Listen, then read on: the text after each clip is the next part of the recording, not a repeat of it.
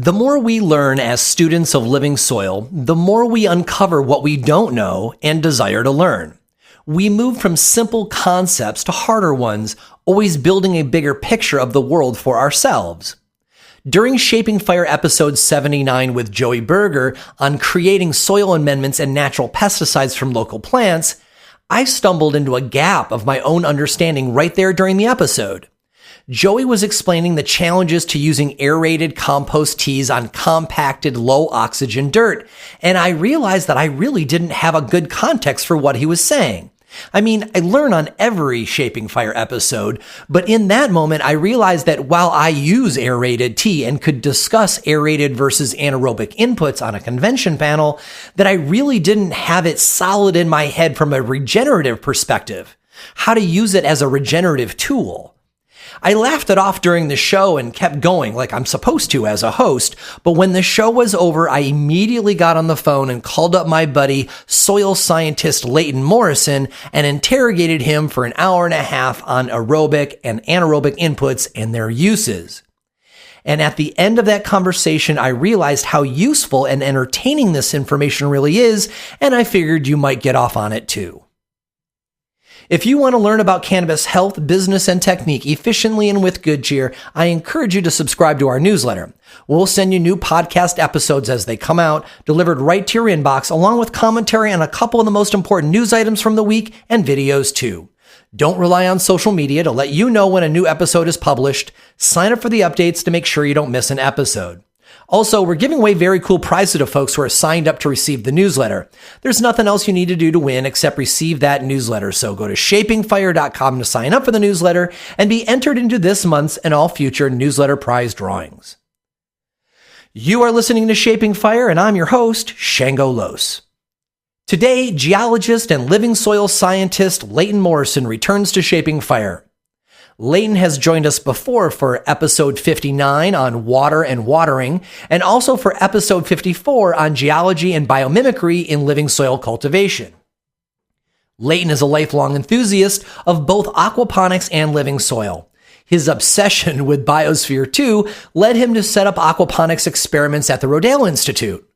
Leighton has worked with world-renowned soil biologist Dr. Elaine Ingham, blending his aquaculture insights with traditional compost and compost tea strategies to prove that natural farming techniques can replace modern synthetic agriculture. Leighton is currently founder of Kingdom Aquaponics and co-host of the Living Soil Conversations show on Future Cannabis Project. Leighton is a sought-after speaker and past co-founder of the Science of Organic Regenerative Cannabis Cultivation conferences. Today, we're going to talk about aerobic and anaerobic living soil environments and how to effectively use each to build your soil. Welcome back to Shaping Fire, Leighton. Oh, it's great to be back, Shango. It's always a pleasure to chop it up with you. Fabulous, fabulous. So let's get right into it, man. So the discussion of the day is aerobic versus anaerobic growing environments for cannabis. And, it's kind of cheesy to start off a discussion with a definition. It's but when it comes to it, anaerobic and aerobic environments are just at the fringe of the science that a lot of cannabis folks know. For natural farmers and for, serious experienced cultivators, the idea of throwing around, aerobic and anaerobic as terms is something that they do every day. But most consumers and probably a lot of everybody else is not going to be as readily comfortable with those. So let's start there. Would you define the difference between aerobic and anaerobic growing environments? Sure, Shango. It'd be my honor. So anaerobic means void of oxygen. So that would be 0 parts per million. And aerobic, to the best of our scientific explanation at this point, would be 8 parts per million or greater. Now, there is a top end of that, which is problematic. If you get to 12 to 15 parts per million of oxygen in a aquatic environment, you'll actually start doing damage to fish, their eyeballs, their slime, the biofilm on their scales. So there is definitely a top end, and I'll give you a quick short story. When I was down at Rodale working under Elaine, she had a brewer that she was frustrated with, wasn't getting to work properly, and so she asked me to take a look at it, and I basically said, well, your air pump is undersized. That's why you're having problems growing out these organisms. And it made me start to think, like, oh man, what if I brewed with pure oxygen? What would happen? So I got a tank of oxygen, and I figured out a way to cool it or warm it, I should say, so I didn't subject the water or the organisms to, ice cold liquid oxygen. And I started brewing with oxygen, and I killed everything very quickly. So that's a fun little fact that, yeah, there is a point of too much. So we want to find this particular balance where our target microbes can most survive or most thrive. This 8 parts per million threshold, where does that come from? With most things in science, it's not usually just like put somewhere randomly. Does something happen at more or less than 8 parts per million of oxygen that allows some process or disallows some process? Why is that the threshold point? That's a great question. And I think it probably comes from larger organisms, not microbes. So fish. We've been studying animals and mammals and fish for a long time now. And I think that there was some realization that you would not get certain species of fish, and again, I'm staying in the aquatic environment for right now, that could live in lower than 8 parts per million in oxygen. So, like trout or temperature-sensitive fish, for the most part, would not do well in less than 8 parts per million.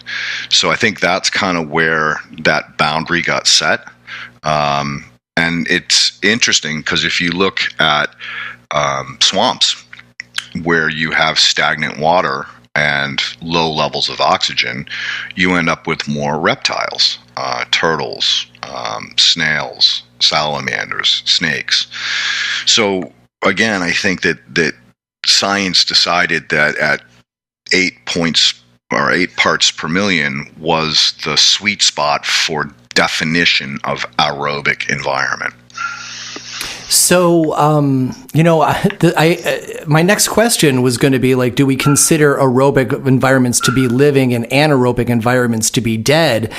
And I knew that I had a little bit of problem with that definition because I'm pretty sure that the rice paddies, where they grow rice, are anaerobic environments, and yet they look healthy and they grow things. And now you just named another anaerobic environment, a wetland that I hadn't considered, and they can be teeming with life, right? Mm-hmm. And so would you give some examples of anaerobic and aerobic environments so that we can kind of picture them in my head? Because I honestly, the only thing that I pictured as an anaerobic environment was just like, a sludgy pool of water in some city concrete with filth, right? But I'm getting over this idea that anaerobic does not mean unalive. It just might mean off-putting to the human palate and nose. Well said, my friend. Well said. So, a lot of this stems from the soil food web camp and the natural farming camp. And it doesn't have to. And I personally try my best to make everybody realize that it's all life. And I don't care where it comes from. And, the definition of a ferment is basically the use of a biological process with zero oxygen.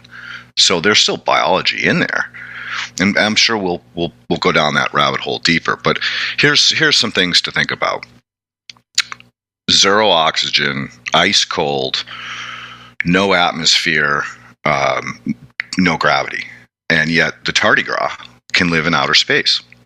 And they most recently harvested some bacteria off the outside of the International Space Station in a test that they started about 3 years ago, and that biology was still alive.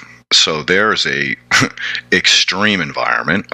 Here's even more extreme. Bottom of the seafloor, under incredible pressure that would just compact a submarine off of these volcanic vents. So you've got super hot, super cold, no light, no oxygen, and yet you have organisms growing. That would be another prime example of an atmosphere or a condition or environment that was void of everything that we think of as alive. So the obvious one is, the other end of the spectrum. And again, I'm going to stay in aquatic environments because, we're breathing air. The examples are a little easier in aquatic environments too. And also shout out to the tardigrade, right? Water bears, gotta love them. I'm part of the fan base. So let me ask this in a different way then, because if so my first time coming across a anaerobic ferment was one of my friends here on Vashon, Trevor. He's the first person for me to really be aware of trying natural farming here on the island. And he had these 5-gallon buckets that were, filled halfway with invasive plant material from his property and the rest with water. And then he had some aquarium bubblers in a couple of them. And then he had most of them that were just, in my eyes, just rotting in the sun, and they smelled really, I could be nice and say pungent, but they smelled like crap, right? I didn't like how they smelled. They were off-putting, right? And so I couldn't believe that he was going to put this stuff in his plants, but his plants always looked really good. He's a very talented cultivator, and so I wonder to myself now if it's inaccurate for me to say anaerobic environments are dead, they are just maybe the ones that I don't prefer. Is it possible that it's just because as a human, I'm a species that is oxygen loving, that I am naturally discouraged or pushed away from anaerobic environments because they are environments, like it's a whole ecosystem that I don't interact with. Like I want less of that and more aerobic because that's the kinds of thing that keeps me alive. Any sense to that? Yeah. No, you actually touched on something in the last little comment about your nose. So humans have a natural defense. It's called their nose. The nose knows. So we wouldn't eat something that would make us sick. And so therefore we're naturally turned off or retch or remove ourselves from places that do not smell aerobic. So it's a primordial defense. And again, even in a ferment, even in an environment with zero oxygen, it's still alive. There's still biology that lives there.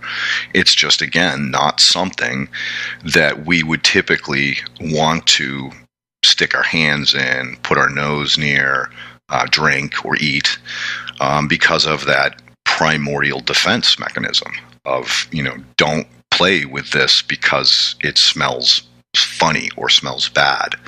I think that has made me, I'm realizing it right now that I think that this has made me prejudiced against anaerobic fermentations and inputs in general because they smell bad. And so in my head, I'm like, oh, they smell bad. That's death. I don't want to pour death on my plants.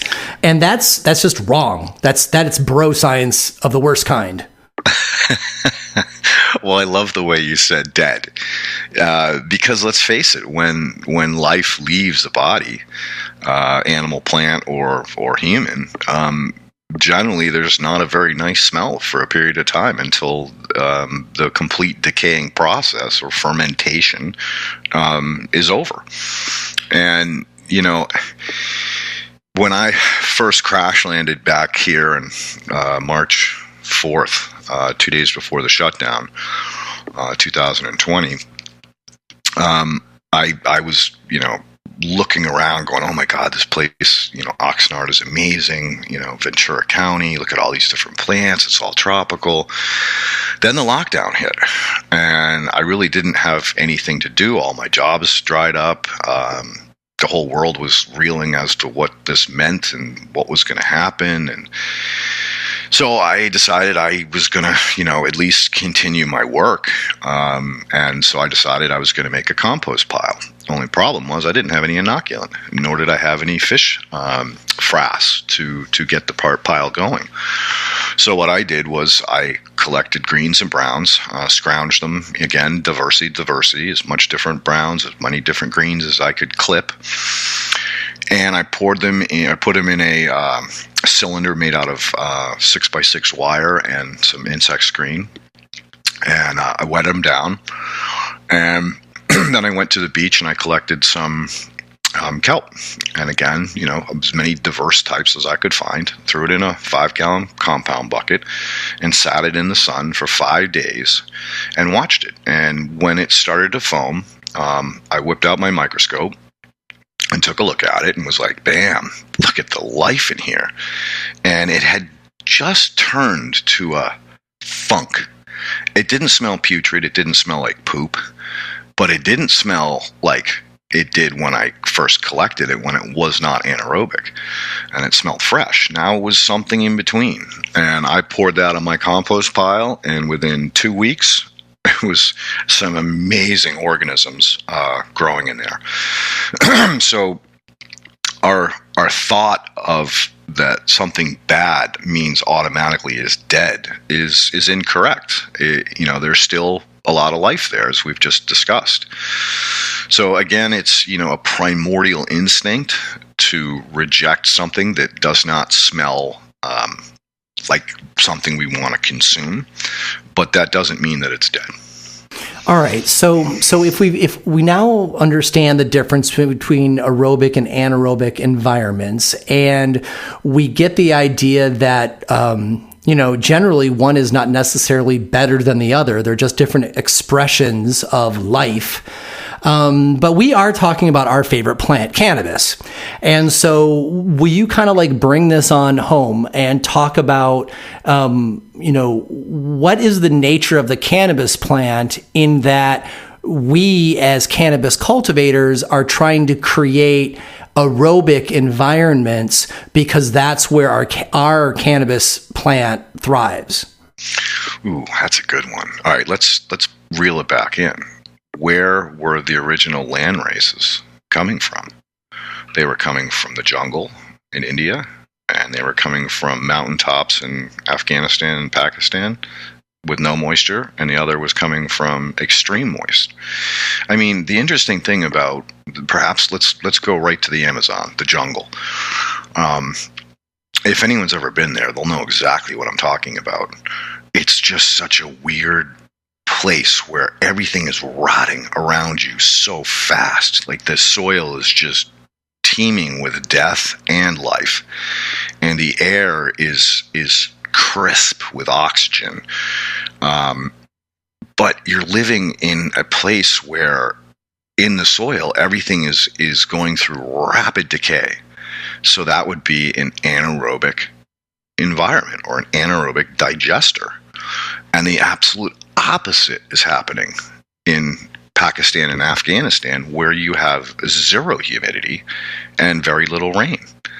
So this plant has proven many different things to many different people, but her ability to live in an environment that is so hostile, it's not funny. And I'm not even talking about radialis, and that's another one, but it's in the cannabis family, but it triggers its own flowering because it doesn't get the light cycles.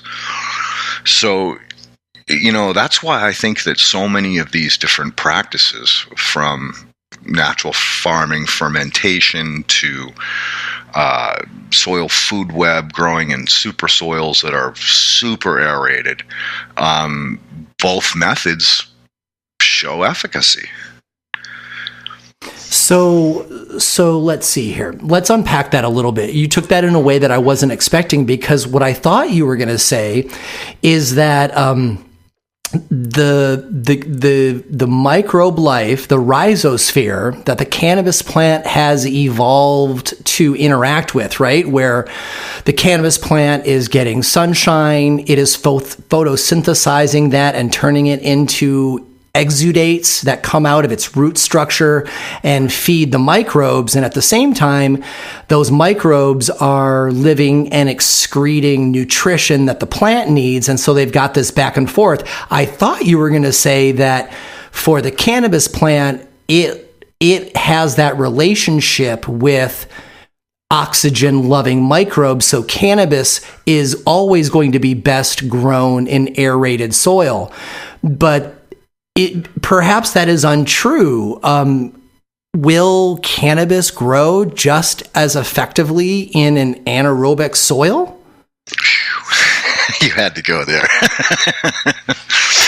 That's what I love about you, Shango. No punches held.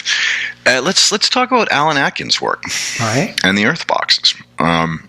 Kevin Daughtry's got some videos up documenting the saving of an old cultivar. I believe it was a skunk plant, and he used Alan Atkins anaerobic. Let's get it right, because Alan's great. Alan Adkison. Right. I'm horrible in enunciations. It's all good. I can't spell because I come from New England, and I can't announce either. Well, wait until you start saying rhizosphere. Rhizosphere. Yeah. All right. So go ahead, Alan. All right. So he's proven that it is possible. And in some cases, you can actually hold back viruses or genetic drift from continuing in an anaerobic environment. And I remember distinctly, this was the first Regen conference in Humboldt at Beginnings. And Elaine, myself, Joshua went to see Kev. And Kevin was excited to see Elaine, and right away, this earth box came up. And to be a fly on the wall and know how much Elaine preaches of the horrors of anaerobic environments, I was just enamored that he was explaining how he had basically saved a plant. I forget the name of the virus that causes dudding, but had stopped this, or saved the plant, stopped the dudding, and was actually able to now grow the plant out to some degree of success by exposing it to full sun and an anaerobic root base. I thought Elaine was going to fall over. But there's also SIPs where you're using anaerobic water underneath soil and having the roots push through and down into that anaerobic water, and there is some efficacy there. So, again, I think that you have to look at what cultivar you're growing. Yeah. Because if you took a plant or a cultivar with a strong dominant history that came from perhaps Afghanistan and threw it in a swamp or Amazon, I don't think that it would perhaps do very well. Mm-hmm. Although, nature proves us wrong all the time.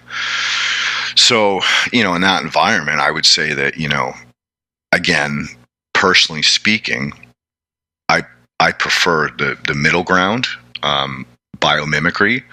And we all know that in nature, you get extremes, more so now than ever. Yeah. And so in a natural setting, perhaps you would get a drought during the summer and a deluge in spring and fall. So both in spring and fall, you would be thresholding on anaerobic, and in the summer you would be obviously extremely aerobic as things dried out. Now, believe it or not, but as the soil structure dries out and the biofilm cakes and turns to flake, soil structure can easily collapse, especially if it's exposed to pressure, either from a foot or from an extreme rain. So that aerobic summer soil all of a sudden gets pounded by a deluge in the fall before harvest. that soil structure is going to collapse. And now you're back in an anaerobic environment, and there's nothing you can do to change that, because over time it will happen naturally, but you're not going to instantly turn compacted soil into aggregates. So what do? You follow suit. Now's a good time to start using your fermented plant extracts to finish the plant, even though its roots are basically soggy and not in an anaerobic environment. Now, something else that you need to take into consideration too, and that is that the ability of that root and the rhizosphere, which is the coating around it where all the magic happens, interestingly enough, can produce organisms that eat certain elements and excrete oxygen, and vice versa. It can also change the pH of the soil around the rhizosphere. So there's a lot of magic happening in this microbial plant-soil interaction that science hasn't completely caught up with. I mean, yes, we've identified these 5 phosphate solubilizing bacteria, but in nature, they're in a community, and there is what I want to call biological succession, exactly like there's plant succession. You go from the swamp, 0 oxygen or very low oxygen, all the way up to the redwoods, very oxygenated, highly fungal. The swamp is bacterial dominant. Same thing is happening in a biological world. You are moving through succession on a constant basis. The whole system is in flux, never stops. So in that, if we're taking that into consideration, I again don't think that there is a right or wrong way, but again, I would caution you to use common sense and biomimicry, and not just waterboard your cannabis plant. Definitely give it some time to dry down if you're going to overwater it. I mean, I know people that water stress, and they have good results. So again, I think it's comfort level as to what you feel is your best methodology for growing cannabis.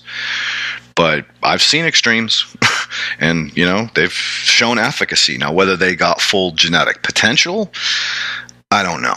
That would have to be done in a side-by-side. And every time I've tried to get a cannabis cultivator to do a side-by-side, it starts out great, but the documentation at the end never seems to quite happen. Yeah, totally. There are documentation challenges with citizen science. I may be a big fan of it, but even I don't like to document everything. Yeah, it's a lot of work.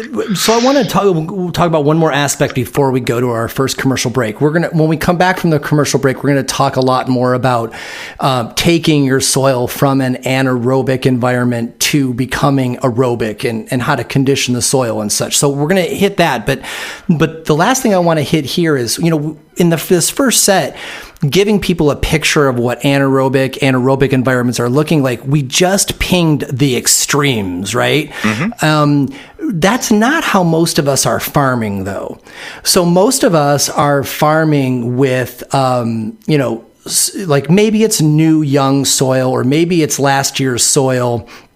But let's just say, unless you just bought a parcel and you are working on terrible soil, or if you just brought your pots out of a dry garage and they were all stacked on top of each other, so they're like dry, hydrophobic, and compressed. Let's say, like, generally people are using fluffy soil, and even with these extremes, that should be considered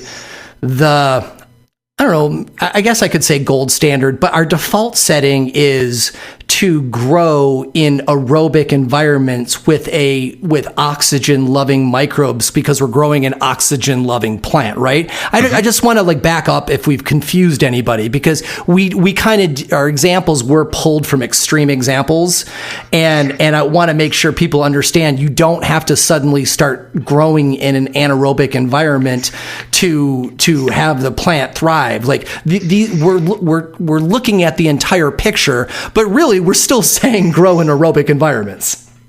Correct.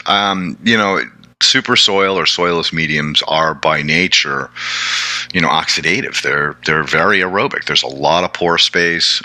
We consider them low tension soil, and by tension I mean the ability of water to hold pressure in the soil.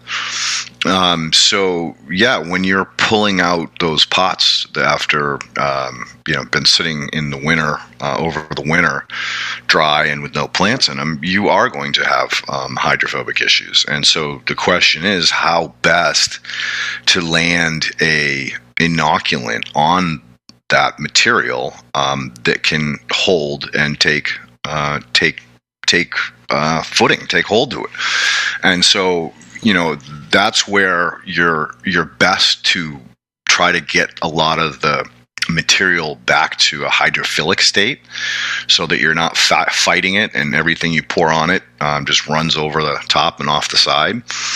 And so there's some tricks. There's yucca extracts, which is a surfactant, so it helps the water coating, or helps the water coat instead of bead.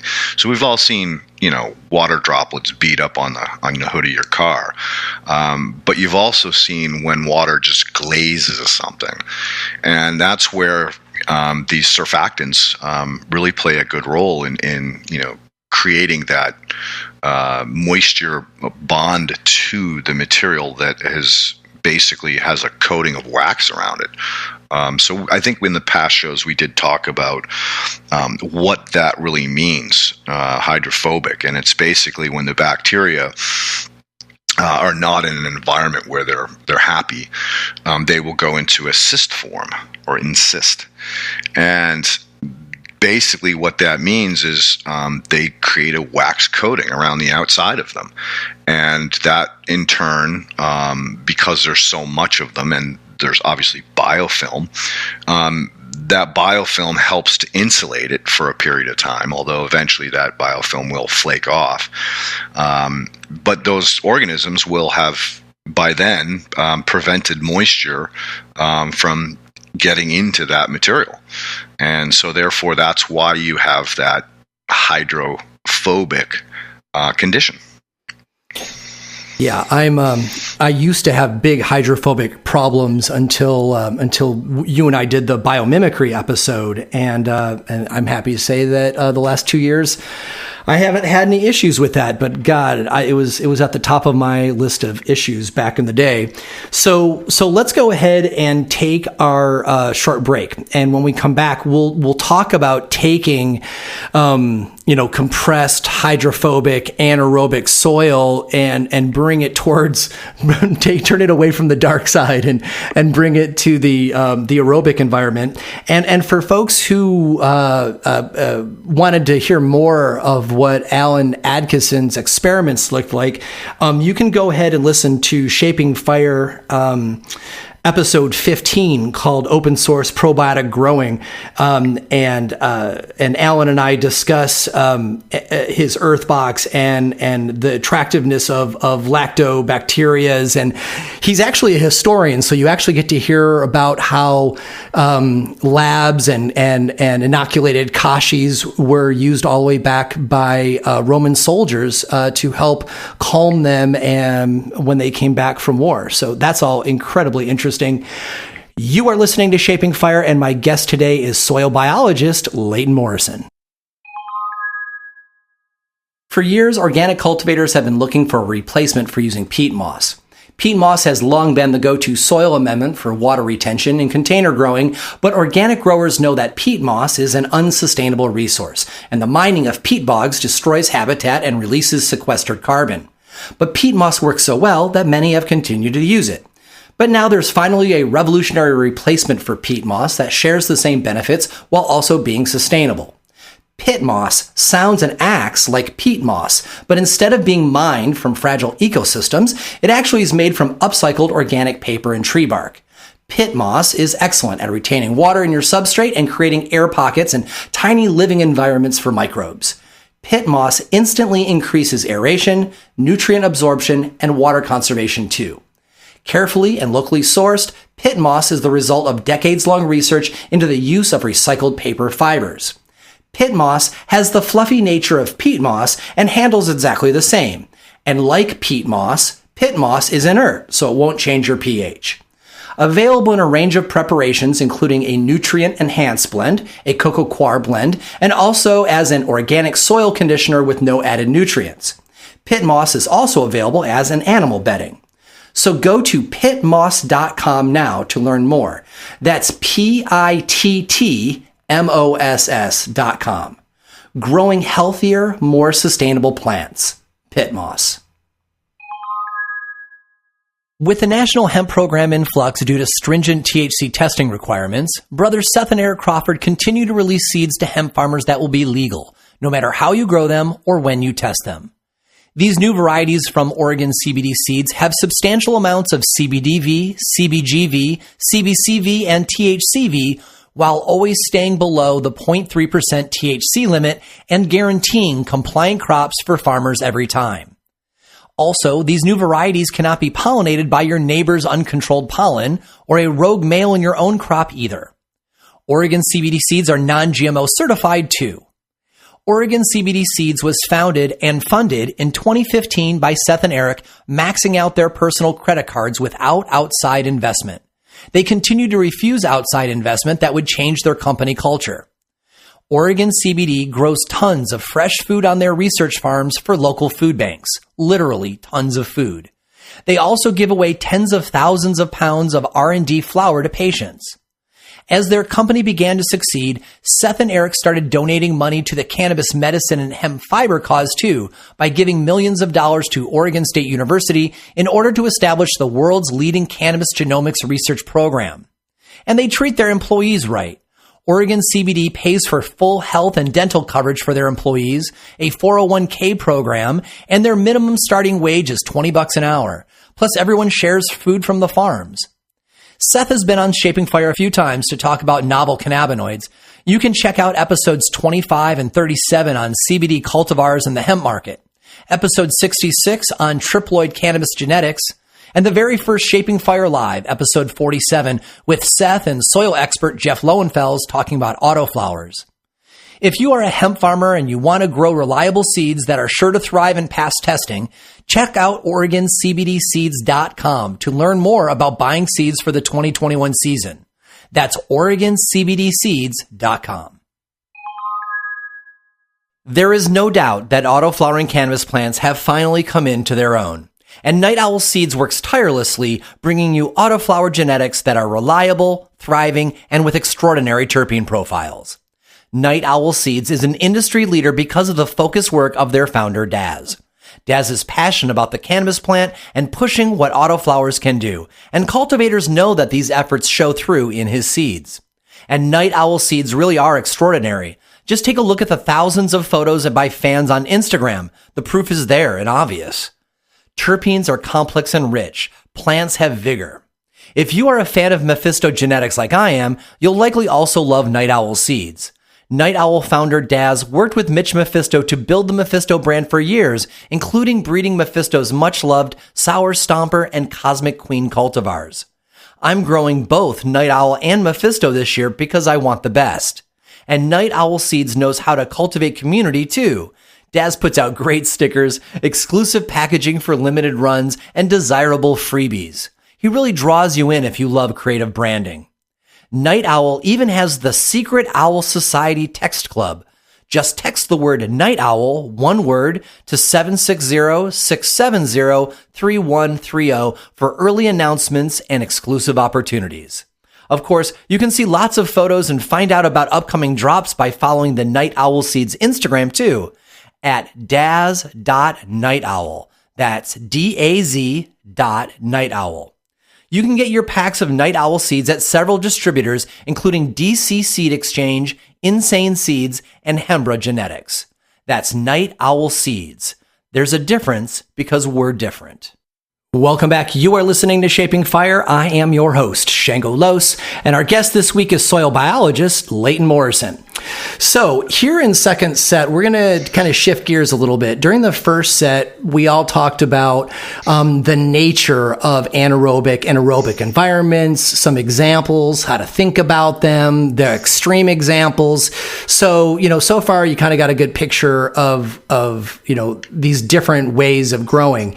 But the second set, we're going to kind of go through kind of a specific example of working with your soil when you're coming from an anaerobic abused soil, what most of us would call dirt, right? Before it's teeming with life, it's compressed and there's not much going on there, and most of us would call it dirt, and then we build it into soil. But this all comes specifically from I think it was 3 episodes back, I was interviewing Joey Berger, and I was using for an example about how I use these incredibly aerated teas in my garden every summer, and I love my brewer and how I bubble it up, and then I go and I pour it both as a root drench and foliar leaf for most of my plants, food and medicinal plants. And he pointed out something that blew my mind. And he pointed out, he's like, well, you are pouring your highly aerated compost tea full of oxygen-loving microbes into a soil environment that's anaerobic, because in this example, the soil was unhealthy. And he's all like, those soil loving microbes, the oxygen loving microbes are going to have a rough time of it. And it really blew my mind, because I really thought of aerobic compost teas as kind of being the universal superhero, perfect for any situation. And and now I get the idea that, when I pour it on this anaerobic environment, I'm actually just creating a bunch of death and sludge in the area, because these microbes are going to immediately die, and then they're going to have to be removed from the rhizosphere. And so I called you, Leighton. and so you explained to me the subtleties about the type of aerated teas / ferments that we need to use. So let's kind of go through that process, if you would, with me, Leighton. So in our example, we have got ourselves an anaerobic dirt environment, and I am happily about to dump a whole bunch of ultra aerated tea on it. But there's a better way. What is the better way? All right, well, let's quantify some stuff here. All right. So one of the greatest spiritual lessons I ever learned from a friend of mine, John at the lake. Yeah, right? Yeah. To define something as right is to automatically define everything else as wrong. And I think if you let that resonate in your head for a minute, you'll understand more about what I'm trying to explain. One of the greatest strengths that I've found in taking dirt and converting it into aerobic soil is the use of fish frass. Now, I started this journey a long time ago as a kid, but later to pick it up after a divorce. And at the time, I was working with aquaculture companies to harvest their fish manure and work with it. And I want you to think about this for a minute. So that manure went from aerobic, as it came out of the body of the fish, in a water column of 8 to 10 parts per million. It sank to the bottom, where it started to go through an anaerobic digestion, for lack of better words, to a point where it was screened out through a filtration, where it went 100% anaerobic. And then I would take this material and I would aerobically stabilize it until I had this sweet smell, which I associated with certain biology because I was able to do the microscopy to verify it. And if you think about that, that went from aerobic to anaerobic back to aerobic. So what type of organisms will be present? And the answer is all of them. Because if the environment isn't right, they will cyst. So now I have this incredible toolbox full of anaerobic, aerobic, and facultative or oxygen tolerant anaerobes, as well as low oxygen tolerant aerobes, and everything in between. So in my work, here's a great story, an example. A dear client of mine, Harvey Hubble, whose father the telescope was named after, called me about a cornfield that had been in production for 60 years. And it was horribly beat up. He had tried to convert it to a hay field with little to no success. Called me and brought me in. So first thing I did was obviously soil testing, infiltration, the deep pit percolation test. The deep pit was so I could map out the horizons, soil chemistry, saturated paste tests, and obviously I put some under the microscope to take a look at it. Once I got all the test data back, I took into consideration what it would cost to just zero this field chemistry-wise. It ended up that I would have to spend $2,400 per acre to put the chemistry back in complete balance. So that would have been $24,000 for a 10-acre field to grow hay in it. And I explained what I found to Harvey, knowing clearly he wasn't going to spend that kind of money.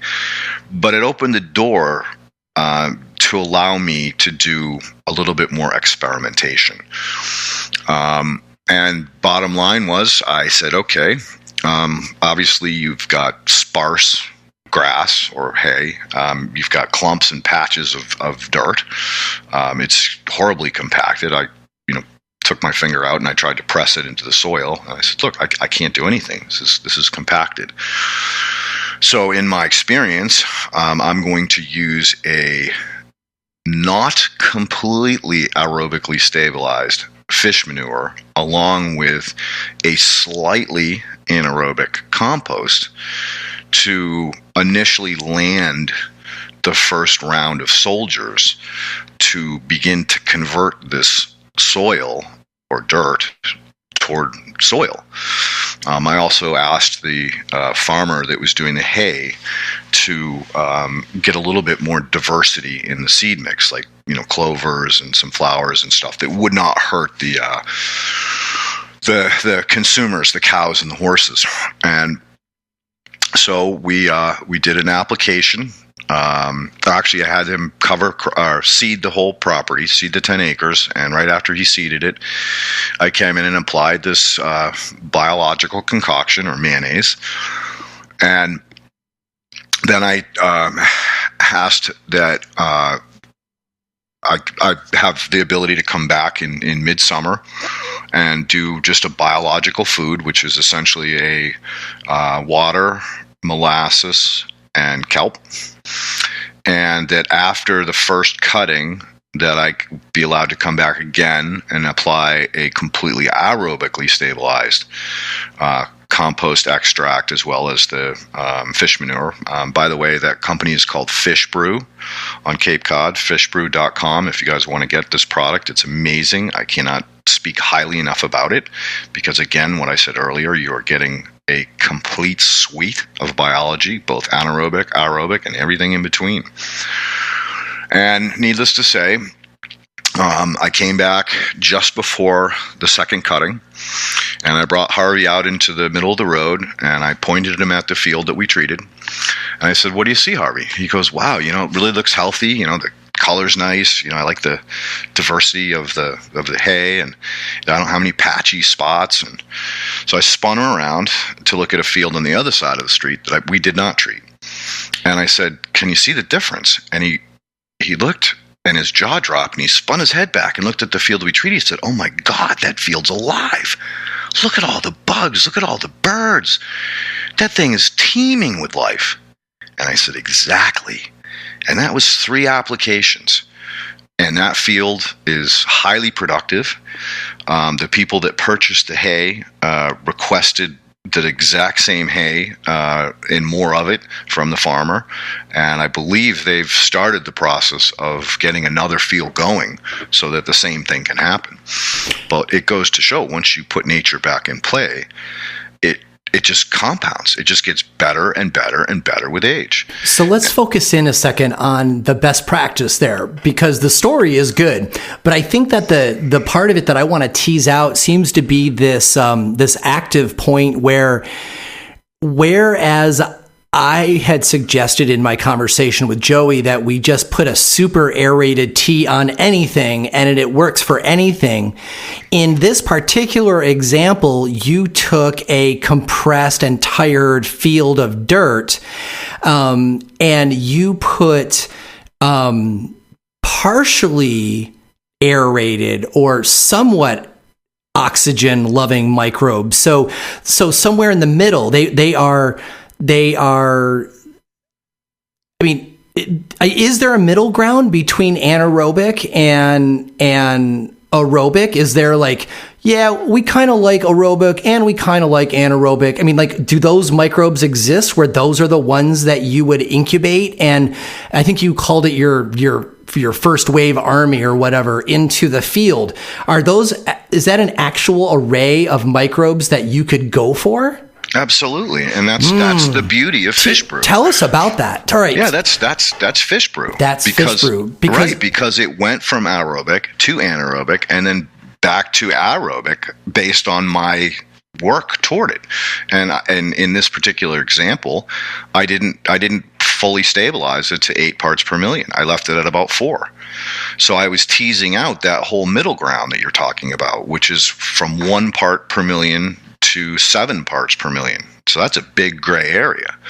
And that's where all the magic happens. And remember this, right? You talked about throwing your aerobic loving organisms in and they're going to just die. Yeah. Well, they're not going to die. They're going to go into cyst up. Yeah, I get it now. Or they're going to be consumed. And if you did actually kill them all, so say you did, or obviously some are going to die. Some are going to get into a situation where they can't cyst up fast enough, and they're gonna pop, and they're going to release nutrients. So we call that a nutrient solution. The goal of putting aerobic compost tea on soil is to inoculate the soil, right? You want these organisms to grow out and thrive. Well, in the case where you murdered them, you basically have created a nutrient solution that's plant available, but it's mobile. And that's the problem. As soon as you water it, all of that, aminos, all of those peptides, all of those metabolites, tertiary metabolites that are inside the ectoplasm of the cell, which are all valuable sources of food for plants, are now mobile. And when you water, they're going to wash beyond the roots, or some of it is. Some of it will obviously be caught by the roots, but not all of it. So that's why we don't use, we don't make aerobic tea and then quickly turn it into an anaerobic so that we kill off the vast majority of them, because now we're creating a mobile nutrient solution, and that's the cause of all of the pollution that we have now in our environment is due to those mobile nutrients. Is it accurate to use the term facultative when it comes to those partially oxygen loving and partially not oxygen loving? So let's hit on that for a minute. All right. And remember, science is going at light speed now, and the documentation of science is at a crawl. So what we're learning is so outpacing our ability to document it. It's not funny. So what we know is that the word facultative anaerobes has been thrown around for a long time.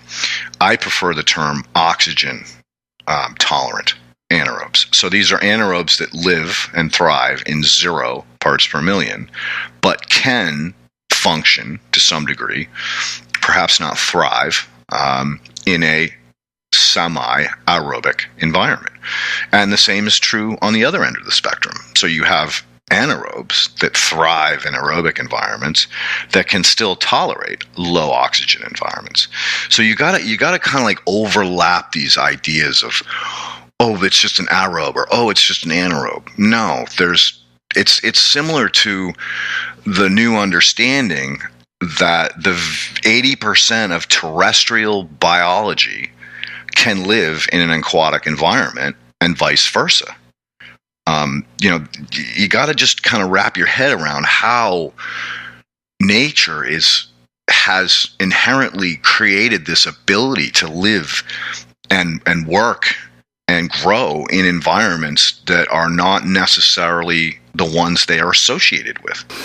All right. So if our optimum natural expression is through having both microbes that can succeed in an aerobic and anaerobic environment, this is a big case for us to have as diverse soil as possible, dumping a wide range of microbes and nutrients and all this, because really, if the environment has both anaerobic and aerobic microbes, whatever happens with the evolution of our pot, even if it goes south and it goes anaerobic on us, sure, we're going to have like hydrophobic stuff to deal with, but the plant would still be able to get into a nutritional relationship with the anaerobic microbes, even though the aerobic microbes have cysted up. Is that true? Yeah, absolutely. Wow. All right. Now, you don't want to leave that plant in a sustained anaerobic environment. Right. Like this isn't the goal, right? But the diversification is going to totally backstop a failure on the plant if you screw it up. Amen. This goes back to the horizontal soil system. These are methods to take the extremes out of the situation. So you did overwater. No problem. It's stored down in the E horizon. As the top O horizon dries out, it'll pull the moisture back up via the A horizon. And the same is true with the work that I've been doing with microbes. I mean, that was the, accidental amazement or amazing thing that happened when I started playing around with fish manure, was that I was by default catching this incredible suite of organisms that, again, 80% of them can survive in a terrestrial environment, and they came from both aerobic, anaerobic conditions, and then I stabilized them back to aerobic, but if I didn't, they still worked. So, it's, again, using biomimicry and understanding perhaps bigger picture, like before the great human expansion, there was mass migrations. And these migrations were, thousands of ducks that darkened the sky, that landed in that pond and ate and shit and thrashed and trashed and then bailed out of there. Well, they just turned this gorgeous, beautiful, clear water pond into a mucky, nasty smelling anaerobic cauldron, right? Mm-hmm. But what happened? That pond came back, roaring back again. And this is on buffalo, deer, moose, fish. Fish would come in and just thrash a harbor, and then the prey fish would come in, or the predator fish would come in and just thrash and trash and take a bite out of every fish and leave carcasses everywhere. So this kind of anaerobic, aerobic back and forth is part of nature. It was part of the beauty of the Garden of Eden before we put an end to it through our mass expansion. Again, biomimicry.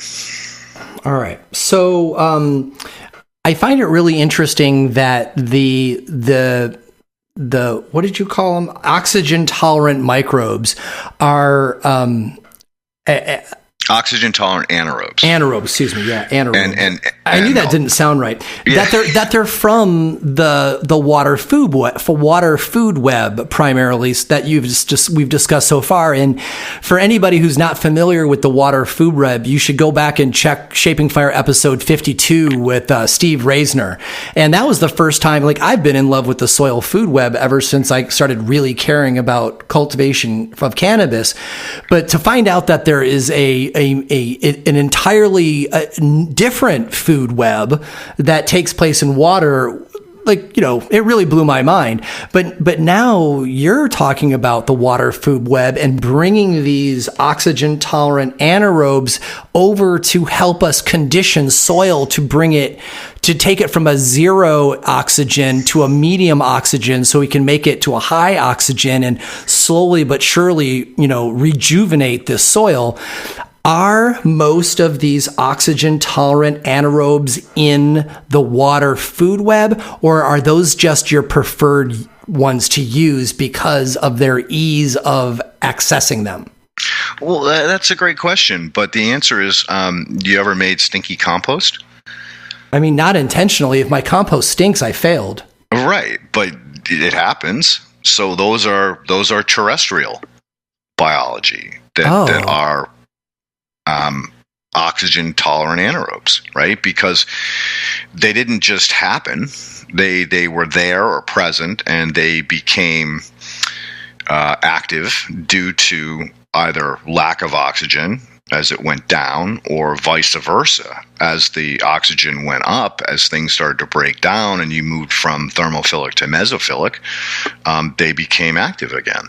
So again, you can't look at it like it only goes in one direction, because it's constantly going back and forth. Well, the bigger picture that I'm getting out of this is that so long as we're not working in a non-natural, sterile-ish environment like synthetic hydroponic, right? Where places where worms can't live, right?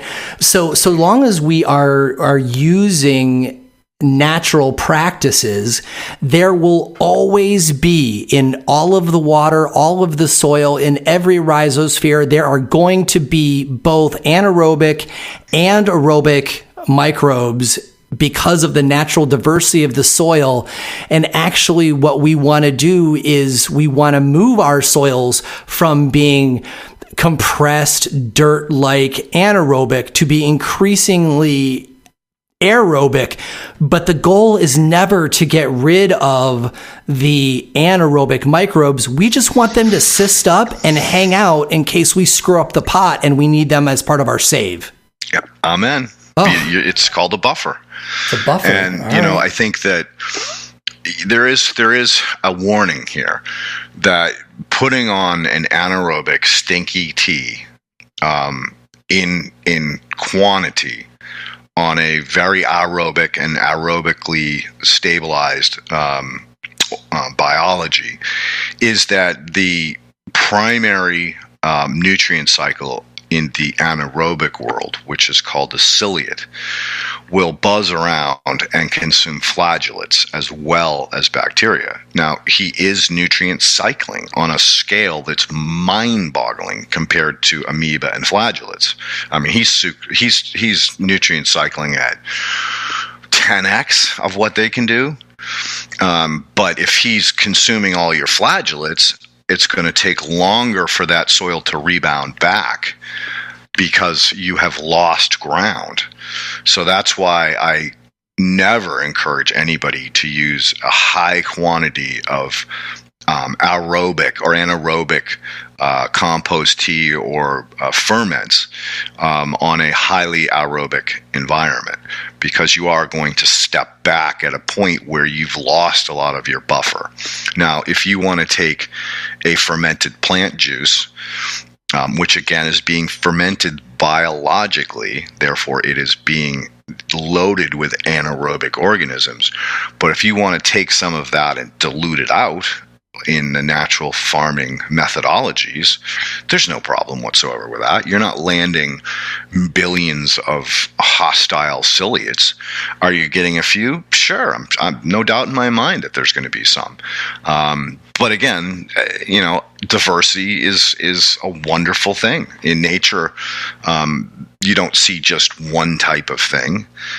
You always see, diversity. It's not like the soil, even the most aerobic natural soils on the surface of the earth, the living skin, for lack of better words, is not going to have anaerobes in it. Of course it's going to. It's going to have anaerobic pockets. I mean, we see that even within aggregates. So aggregates are basically a bacteria comes along and lands on a clay platelet, divides, grows out biofilm to protect him. That biofilm touches a silt particle.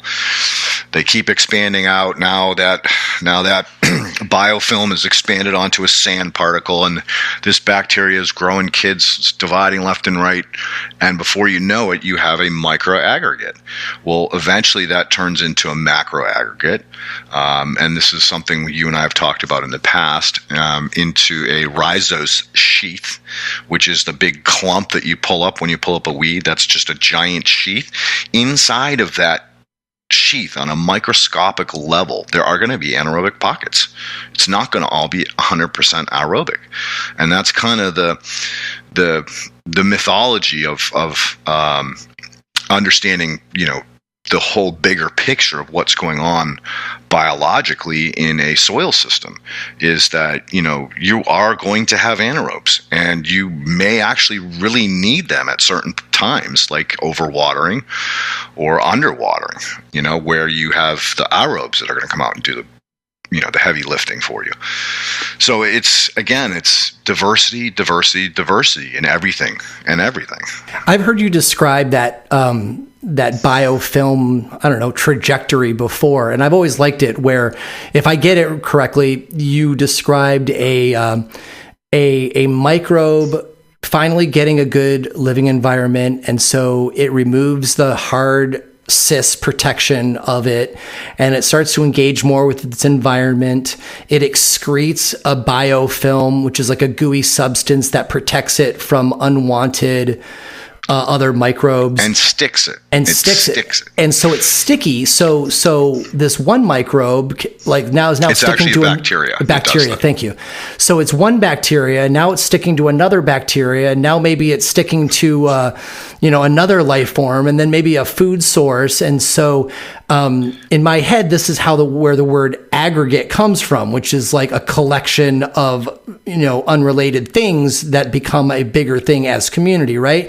Yep. And so this is building a more and more complex life system of all these different bacterias and their biofilm and occasional food sources, and I'm guessing protozoa and amoeba and stuff in there. And so it's making this big gooey sticky ball, and then that aggregate attaches to another big aggregate of the same thing. And so now they've doubled in size. And so you can see how this is, increasing at a geometric rate. And that is what we want to do as soil builders. And is that process that we just described, is that the heart of building soil? Amen. And now that's not super soil, because in a super soil or a soilless medium, you don't have sand, silt, and clay. So you're very limited for biofilm to actually occur. It's only going to occur on each individual fiber. So it can't really start to bond the fibers together to make aggregates. You follow me? Yeah, for sure. Well, the funny thing is in my head, I'm like, well, yeah, who cares about the soilless medium? But of course, lots of people grow that way, right? Well, most people in pots do. Yeah. Since you did that, or we did that podcast, episode 54, where, this was the first time I didn't get laughed off a stage about talking about horizontal soil systems. I've gotten incredible feedback on Instagram, thanking and saying how great it works. And, it wasn't a great idea. It was just copying nature. But, traditional cannabis, when it came, when camp came around and they were forced to go indoors or into containers and diesel grows, they weren't lugging the natural soil into the container, they started growing in pots. And of course, they didn't want to carry a 300-pound pot down into this container buried underneath the ground or into their house and cave the floor in, because the floor wasn't designed to take thousands of pounds of soil. So it was obvious they went to peat moss and or that was probably just peat moss and compost and other aeration because of its light weight. And then, of course, now you did not have that biological interaction. So all of a sudden, those organic raw nutrient blends, the stone dust and crab meal and oyster shell, that no longer worked. So they went to bottled newts, and this soil profile or soil system, the soilless medium, was a great way or a great medium to hold water and to hold nutrients, so it didn't lose it. And so that was like the natural progression into these soilless mediums, was by default, based on the government cracking down on the free-loving cannabis growers. And so that's why I continuously use the term soilless medium or super soil, because there's still a tremendous amount of people out there using this, and now they can go back to using meals and teas with their super soil. Although the originals were just growing in soil. They really weren't amending the soil that much. I mean, they didn't want to haul bales of peat moss up into the hills to grow their cannabis, so they just planted it in the ground. So, that's where all of this struggles come in understanding, the difference between tension soil and low tension soil and the limitations of both. Low tension soil has its limitations, and regular soil has its limitations, because unless you fluff it up or unless you have a highly aggregated soil, you're not going to get the plant to push like you want, because those roots can't bind or pound their way through that compacted soil. So that's where time takes place. You have to cover crop. You have to get that soil prepared for the growth of the cannabis plant if you want to try to get your yields and get your full genetic potential. You can't be planting in hard compacted clay. The plant's not going to do well. That's the most cogent and generous description of soilless medium that I've ever heard.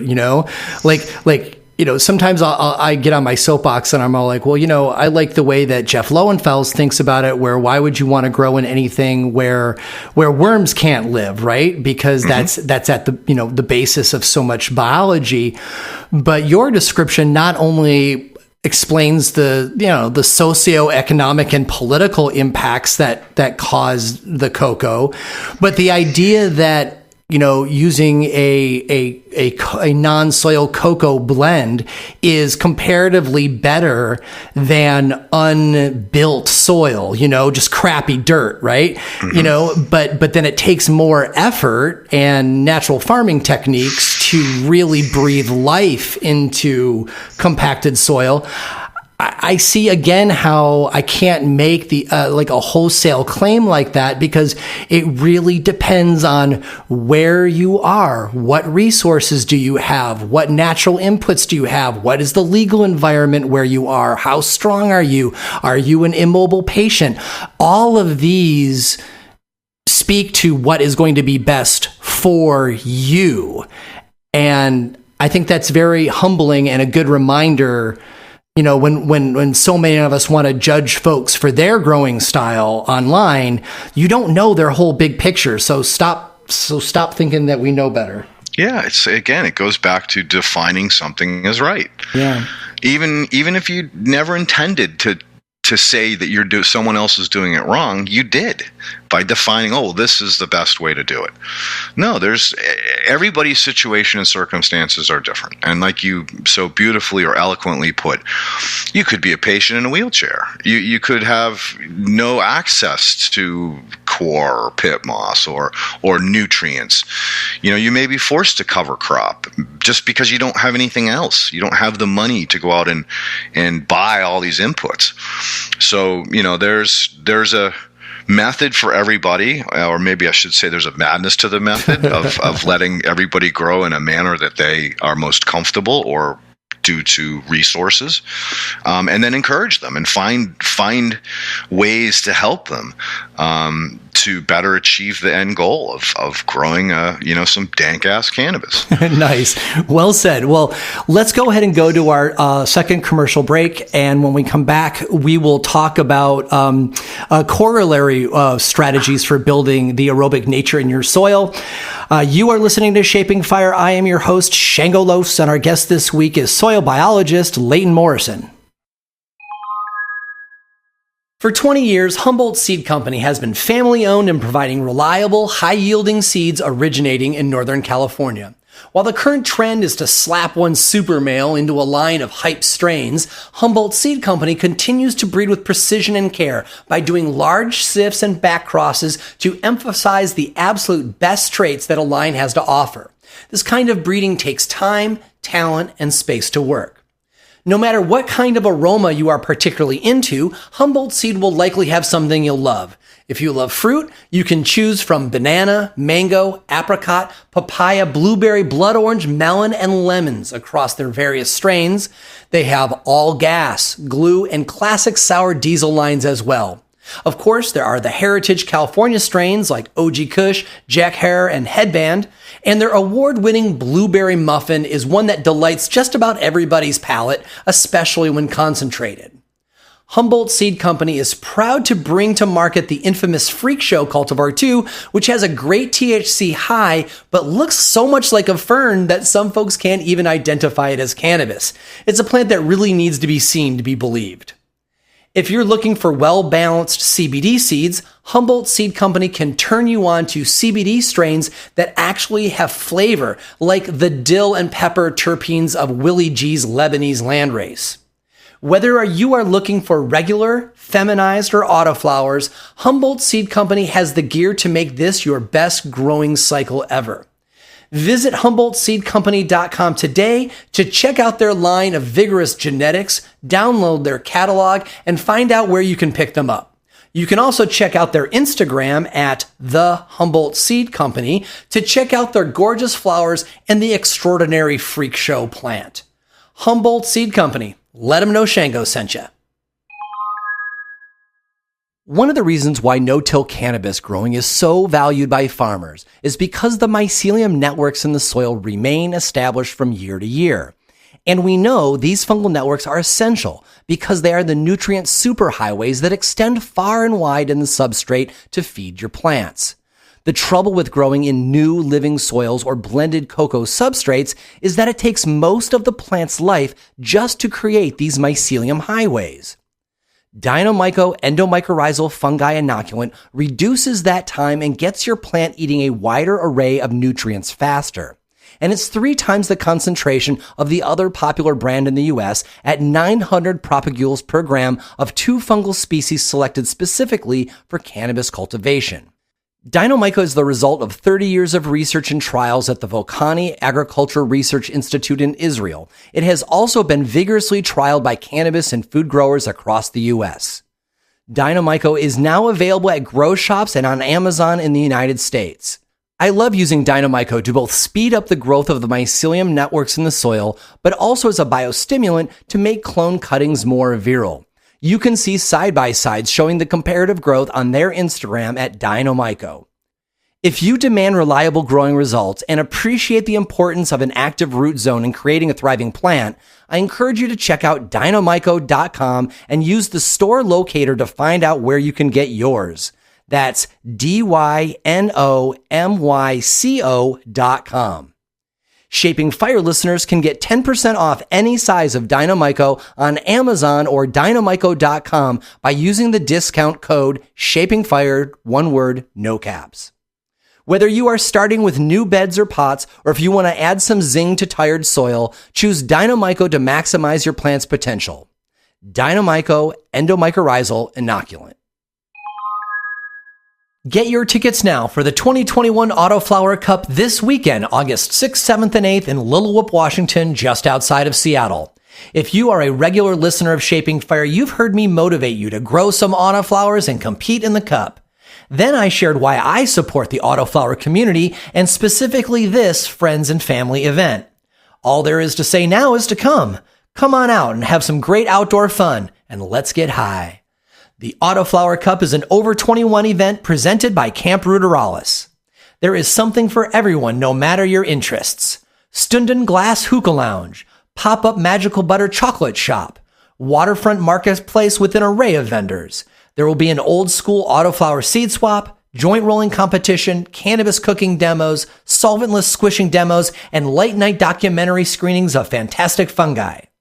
Chef Sebastian Carosi's award-winning classics like elk chili, Kobe beef kimchi dogs, oyster po' boys, and razor clam chowder.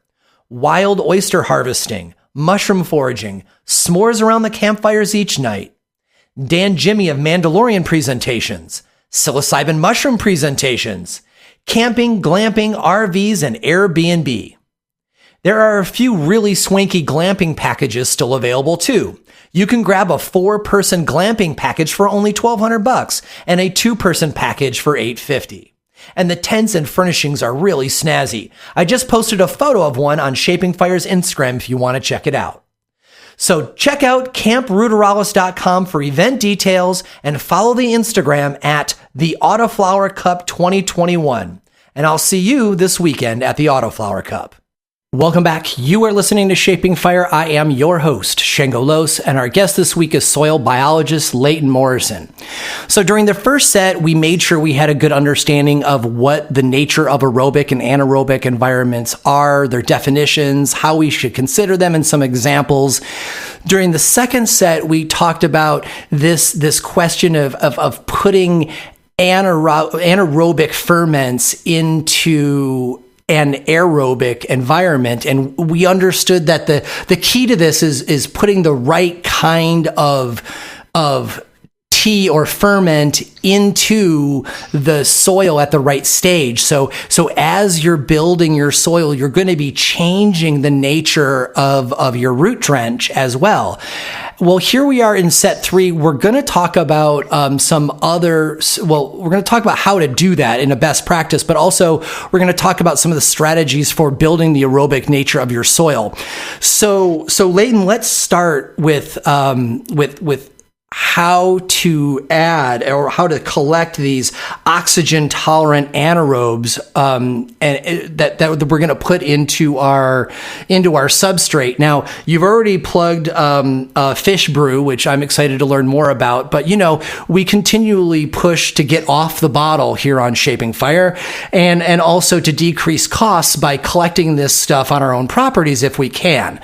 So teach us a little bit about collecting these facultative or oxygen tolerant anaerobes in ways that we can do it natural farming style on our own parcels. Sure. But I just wanted to clear up one thing real quick, and that Please. is I plug fishbrew.com for a reason, because it is an inoculant. So as long as you're not letting your pots completely dry out, or, if you're in a tent, I always encourage people, even though you're not growing there in the summer, leave a house plants, cover crops, something in there. Periodically water it. Don't let it go completely dry. If you do that, then you're going to maintain that rich, diverse microbial community at a ready to go. And again, I plugged him not because I want you to continuously use the product. I just want you to use it, once or twice to really get that boost, because those organisms are key to building those soil aggregates. So let's talk about collecting our own, or wildcrafting. So I already mentioned the kelp, and one piece of the puzzle I did not mention is that when that kelp had that white foam on the top of it, that was the key moment to use it. It wasn't to let that foam crash, which it would if you let it continuously sit out there. It's going to get really nasty smelling, and that is completely anaerobic. So you're trying to catch it in the middle at a low oxygen, so around 4 or 5 parts per million. And at that point, when you stick your nose in there, you're going to smell it. And it's going to be just funky, like an old musty closet or something. It's not going to smell horrible. And when you stick your hand in there, your hand is going to be covered with biofilm. And that is the key to quickly turning plant matter into the composting process without going all thermophilic. Thermophilic is when the biology heats that pile up to a point where it kills the weed seeds.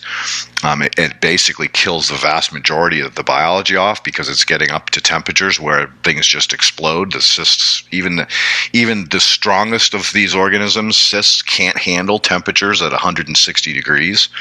So that's why it takes almost a year for that compost to come back to a point where you've got those diverse organisms, because it's happening naturally through transference from air and from the soil that's underneath the compost pile. So let's talk about inoculants. So another thing you can do, you don't live near the ocean, is go to a healthy pond or stream and look for aquatic plants. Algae is a great one. There's other plants. And again, I encourage you to wildcraft responsibly and with respect. So if you're going to go pull up, some aquatic plants, don't rip them out of the soil, just cut them. Take small amounts, don't take the entire plant. Perhaps bring something in as a blessing to Gaia. Bring a little seedling in and plant it right at the edge of where you've done your collecting. Do a kind act to the environment.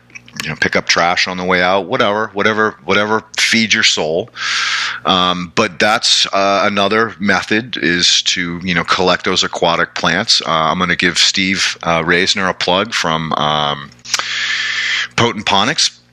He came up with what he calls his sponge tech, which is basically buy a clean, natural sponge, tie something to it to weight it down, and throw it out into this aquatic environment and let those organisms naturally colonize that clean sponge. I thought that was a really smart way of collecting these initial inoculants. So that's one way to get these, what I want to call oxygen tolerant anaerobes. The other is the silt, the mud at the edge of the waterway.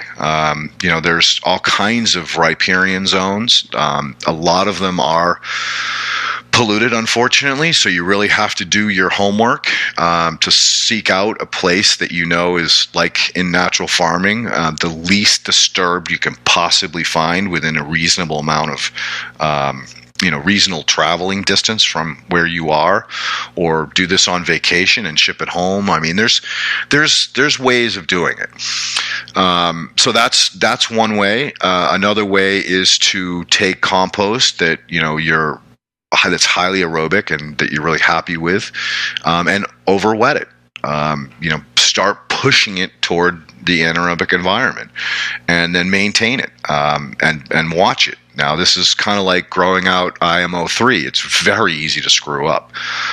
So IMO3, you're basically adding all these food sources and then making sure it never hits the temperature 120.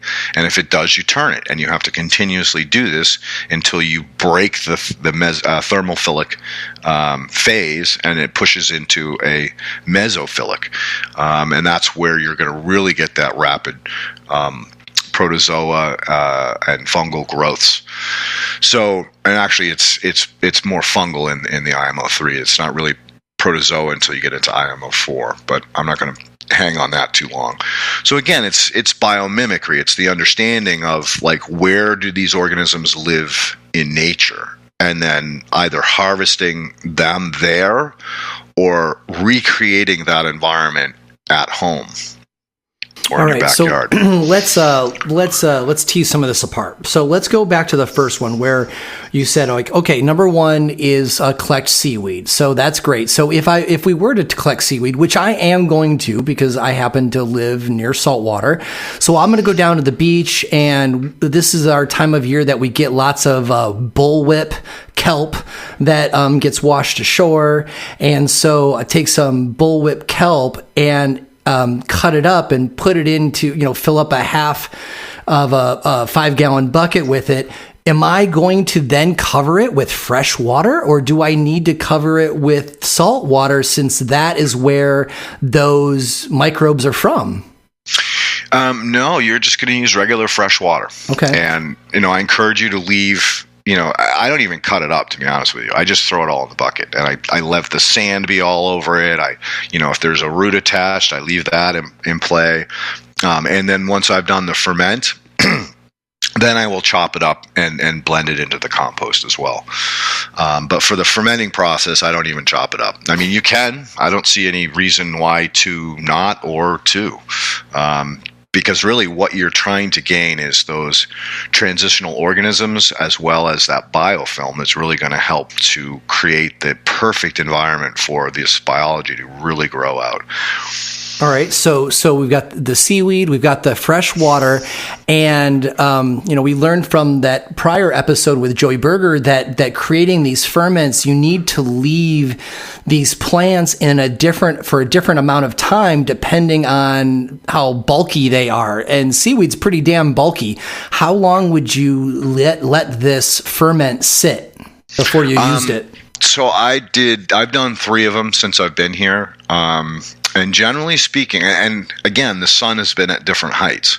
Yeah. So I think the first one was 10 days. The most recent one during summer was 7 days. So it's really a key is, again, you're looking for the white foam, and you may have to do this a couple of times to get it right.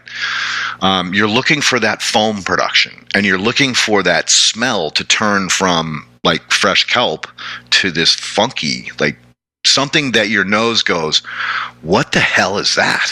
It doesn't recognize it as bad. It doesn't recognize it as good. It sends a warning to you. Like, I don't recognize this. I don't know what this is.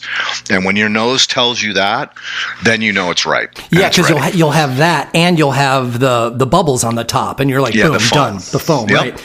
And so I would assume that is also the same technique for like the general aquatic plants, right? Usually probably freshwater plants that are, around your ponds or vernal ponds or whatever where you live. You'll go and you'll put those in fresh water, put them in the sun for 7 to 10 days, and remove it when you smell the beginning of funk and you see some of the bubbleization.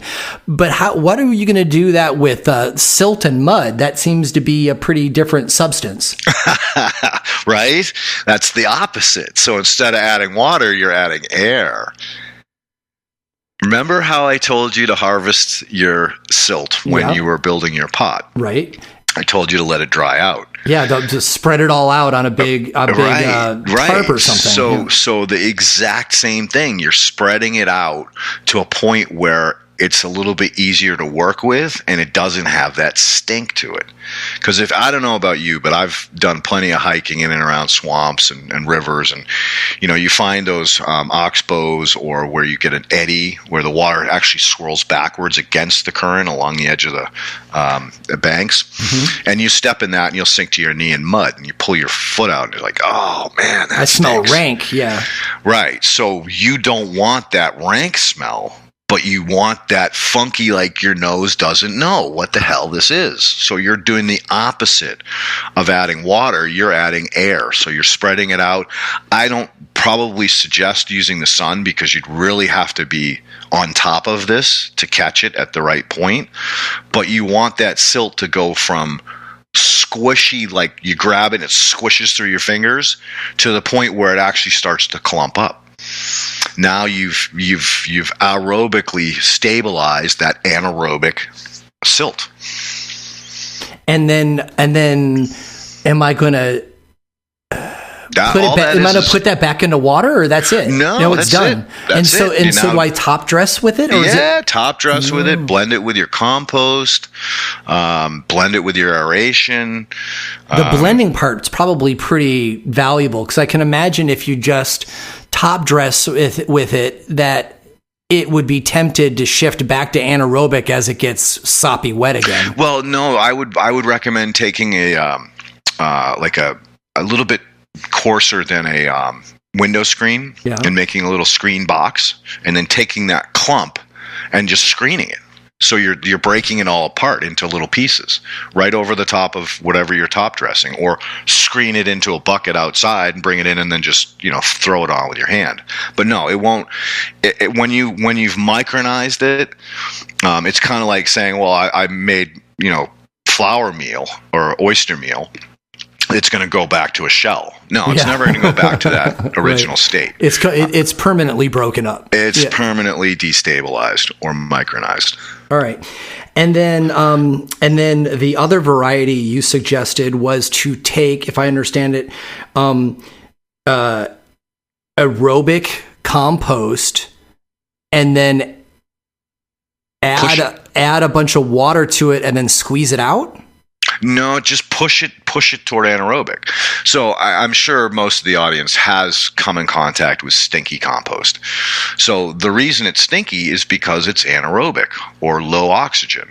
So again, in all of these examples, it's so easy to screw them up. It's not funny. So you really have to learn the craft. Don't expect to be a one-in master.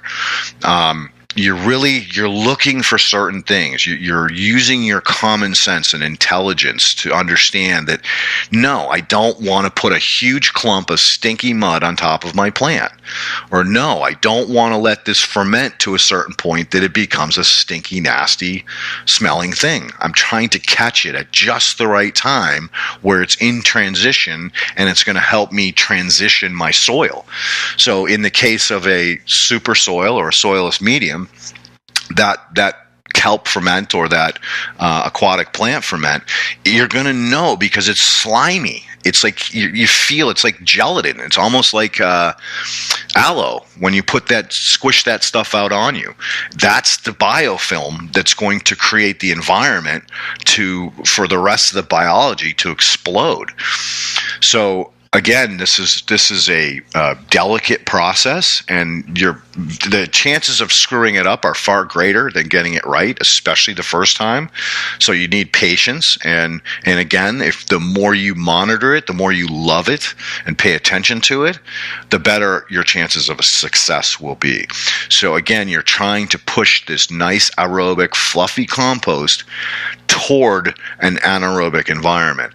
And if you want to do it mathematically, that's probably the best way to learn how to do it so that you can repeat it. So add a cup of water into this aerobic compost that's in a 5-gallon bucket, and just watch what happens. And then add another cup, and then add another cup until the point where you turn it stinky, and then rewind to the point where you've added 4 cups, not 5, and then repeat it. So once you've added the right number of cups of water and it has just started to turn, where you're going like, there is the telltale funk of transition. That's what I want to capture.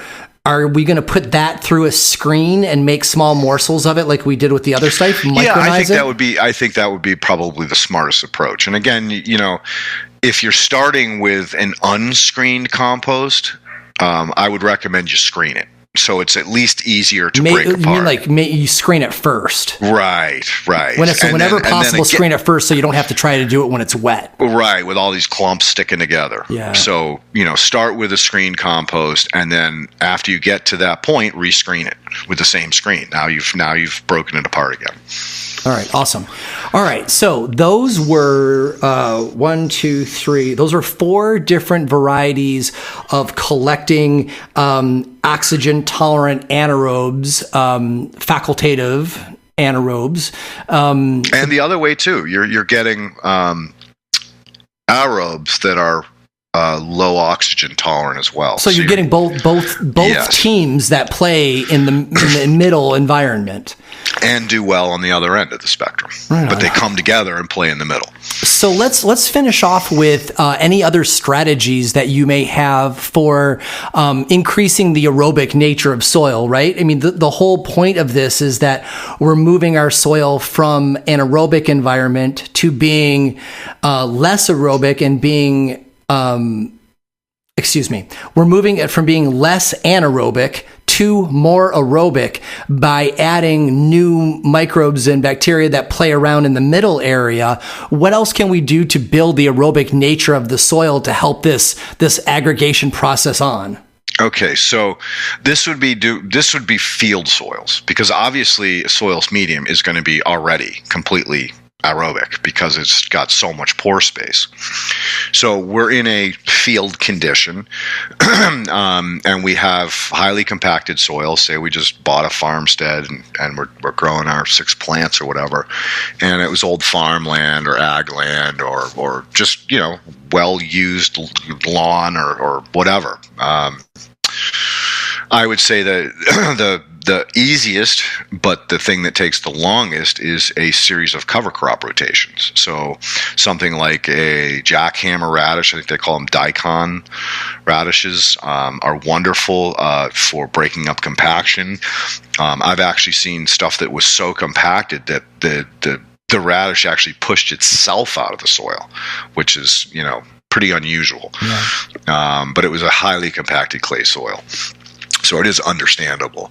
But by using root crops and crops that have known deep tap roots, there's a number of, I don't like to call them weeds because I don't believe they are. I think they're what we call successionary plants, that they're basically providing or building the soil for the next succession of plants to come in by pulling out certain minerals that are deficient in the soil, bringing them up to the surface, and then dying as a plant and releasing them on the surface so the next plant, the next succession can come in. But that takes time. Humans, we have 100 years. Mother Earth thinks, 100 years is a nanosecond. So we want to do this and have it right now. So when you're in a situation where you don't even have the opportunity to cover crop for a year, which in all honesty, personally, I'd like to see people build soil for 3 years to really get that to the point where you can just take your whole hand and just stuff it down into your elbow without any resistance whatsoever. That's beautifully aerobic soil. That will send cannabis plant roots flying through the matrix.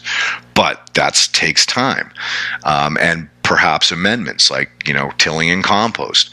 So your strategy is dependent on your, again, resources and the time that you have allotted. So in a situation where I have a highly compacted soil and I want to grow cannabis plants this year in this spot, I would say, all right, so what you want to do is get yourself some really good compost, and you're going to do mound culture, kind of like hugelkultur, but basically you're just going to build half of the horizontal soil system right on top of the soil. That way you'll get your fast rooting. If your seeds, your tap will have the ability to push down into the existing profile. I would highly recommend that you do a soil chemistry test and a saturated paste test, because a lot of these imbalances cause compaction. Go figure, right? So by adding some of these required micronutrients and or macronutrients, you are going to naturally put into play the soil chemistry. This is probably the most important thing I can teach anybody. You need to look at soil in 3 different lights, and where those 3 circles come together is the sweet spot. Number 1, physical, sand, silt, clay, and organic matter. What are the relations? What are the proportions? Really important. Second, soil chemistry. Without the right chemistry, you're going to have all kinds of other battles you have to fight. And finally, biology. All 3 are as equally important. And again, where the 3 rings come together, that's the sweet spot where you want to be. So now that we've got a fast-growing kind of soilless medium on the surface, we have our natural drainage and our sand, silt, clay below that. We've put our chemistry into play. Now it's a matter of putting the biology into play. So a good inoculant, whether it's your own compost extract, as long as you know that you have good organisms. I've traveled the country a number of times, worked with men, women. I've been baking compost 50 years. I know what I'm doing. I have the best compost. I put it under the microscope. I'm like, yeah, you've got great compost. It just doesn't have any biology in it. It's a great nutrient source. And that's another thing that awareness for compost and taking that word and breaking it apart. What is compost? not all composts are created the same. I can take ground up organic matter and call it compost. I can take biodynamic mayonnaise and call it compost, although the texture of both of them are opposite ends of the spectrum, right? So we really need to define that word a little bit better. But anyway, so back to the point. Now I have this, super soil, soilless medium on the surface for fast rooting growth. I'm going to put the biology in play. Yeah, the biology is probably going to wash through a lot of that top matrix, but it will establish itself as soon as it gets into that zone between the two of what you piled on top and the existing soil. And then it's going to start building soil structure. And then I would cover crop all the way around the outside of this raised bed or mound culture, so that those roots from the plants that I planted in the indigenous soil start to push in underneath that pile and commingle with my cannabis plants. Again, the more plants you can put into the soil, into play, the faster you can build aggregation.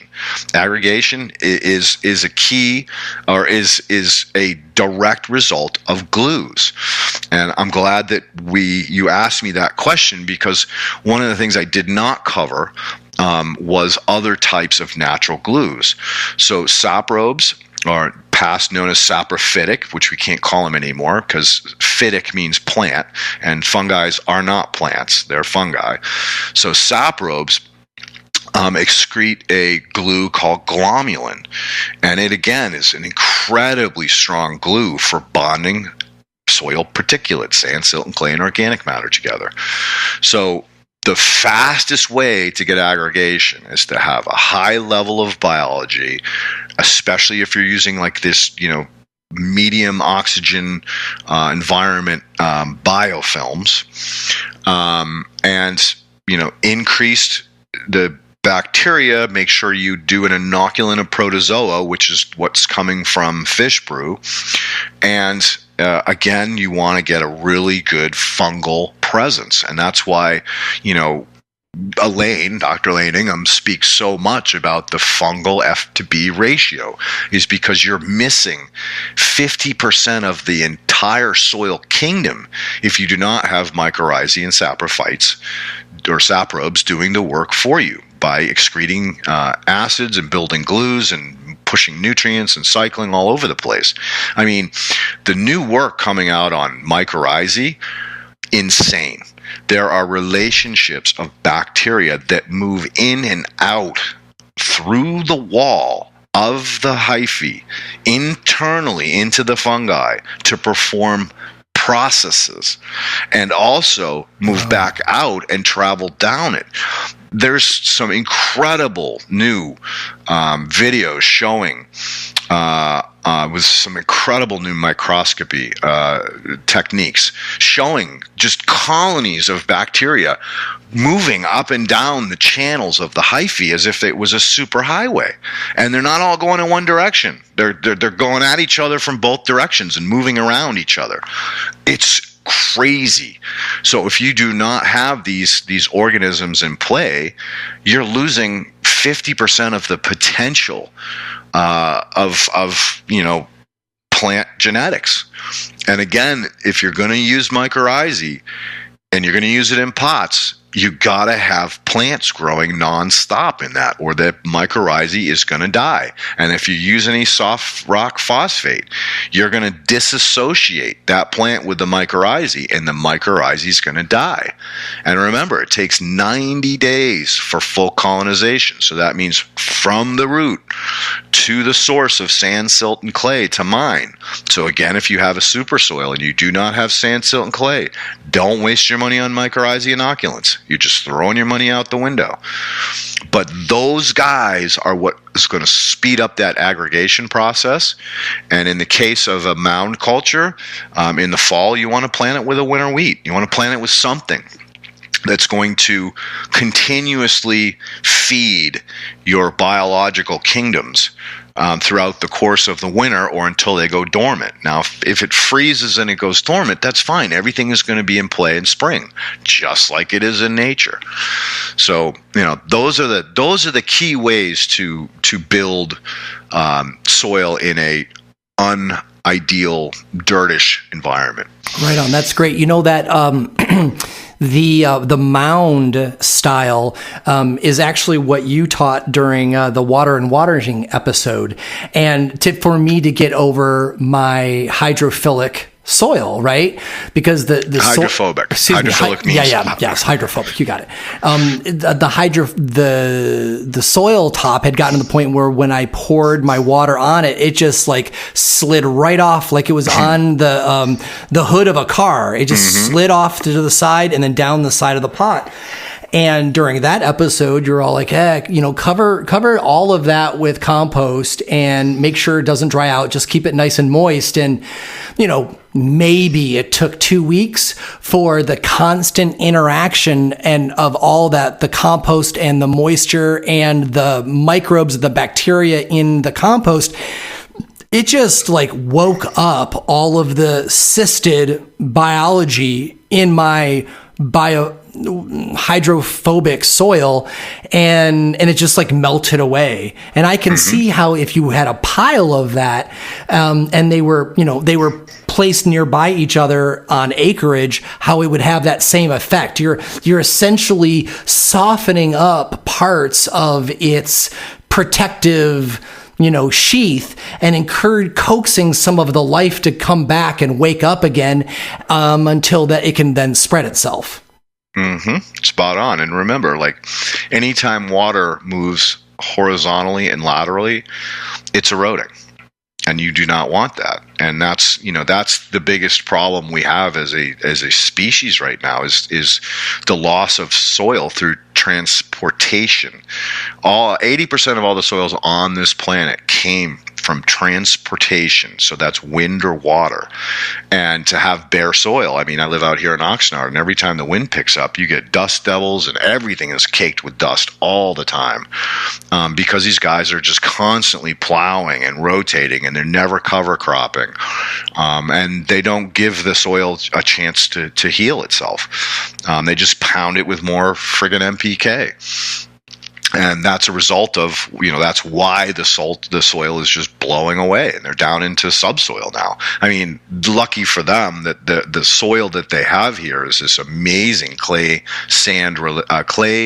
silt relationship. It's really silty clay sand, and the nutritional value of it is insane. The problem is that, again, we have very dry environment, and it's windy, and they don't. I shouldn't say they don't have the best practices. They have the practices that they utilize because they're producing so much food all the time. And, that's the necessary of what I want to call manufacturing farming, where you're just constantly putting another row, another round of plants, another round of plants, another round of plants. You just never get a chance to stabilize it and build aggregation. But you're spot on. I mean, you could put this mound out in the middle of your backyard, and you'll see. I mean, it's gonna soften the soil probably within 5, 6, 8 feet of that pile once it gets going.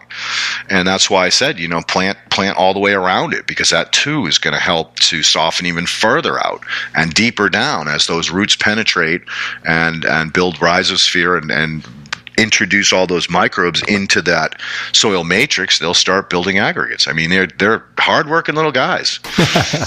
Fantastic. Well, we have reached the end of our time. Leighton, thank you so much for sharing your insight as usual. As you know, I love coming to you as a soil scientist, because not only do you have the hard-earned data and science to break down, but also you're a rambunctious storyteller. So you're a lot of fun to hang with too. So my pleasure. So, Shango, it's always a pleasure to hang out with you. Right on, brother. We'll see you next time.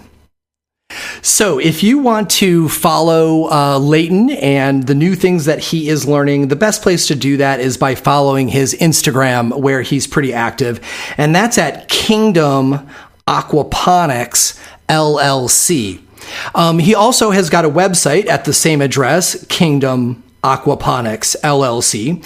And if this is the first time that you have heard Leighton, I strongly encourage you to go back and listen to the other Shaping Fire episodes where he has been my guest. Episode number 54 on geology and biomimicry, and that's the episode where we talk about the layering technique of creating substrate for containers and pots and raised beds, and then also Shaping Fire episode 59 on water and watering, explaining how water moves itself around the rhizosphere and how to determine how much water is enough when watering your plants. You can find more episodes of the Shaping Fire podcast and subscribe to the show at shapingfire.com and wherever you get your podcasts. If you enjoyed the show, we'd really appreciate it if you would leave a positive review of the podcast wherever you download. Your review will help others find the show so they can enjoy it too. On the Shaping Fire website, you can also subscribe to the newsletter for insights into the latest cannabis news, exclusive videos, and giveaways. On the Shaping Fire website, you will also find transcripts of today's podcast as well. Be sure to follow on Instagram for all original content not found on the podcast. That's at Shaping Fire and at Shango Los on Instagram. Be sure to check out the Shaping Fire YouTube channel for exclusive interviews, farm tours, and cannabis lectures. Does your company want to reach our national audience of cannabis enthusiasts? Email hotspot@shapingfire.com to find out how. Thanks for listening to Shaping Fire. I've been your host, Shango Los.